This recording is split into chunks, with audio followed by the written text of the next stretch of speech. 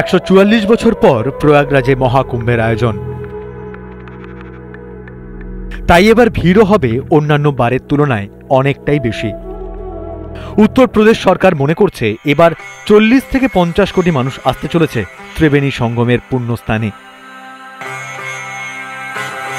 তাই নিরাপত্তার ক্ষেত্রেও অন্যান্য বারের থেকেও অনেকটা বেশি নজর রাখছে যোগী প্রশাসন।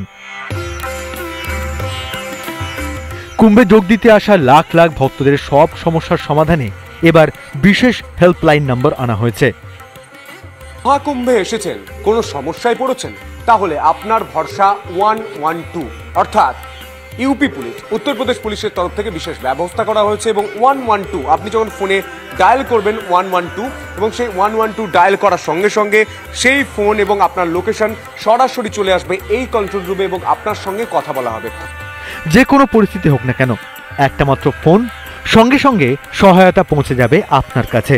এবং এখান থেকে তার যে অভিযোগ বা তার যে সমস্যা, সেই অভিযোগের কথা বা সমস্যার কথা শোনা হচ্ছে এবং তিনি যেখান থেকে ফোন করছেন সেইখানে কি কি বিপর্যয় মোকাবিলা বাহিনীর ব্যবস্থা রয়েছে, দমকল কি রয়েছে, পুলিশের গাড়ি কি রয়েছে, সমস্ত কিন্তু দেখানো হচ্ছে।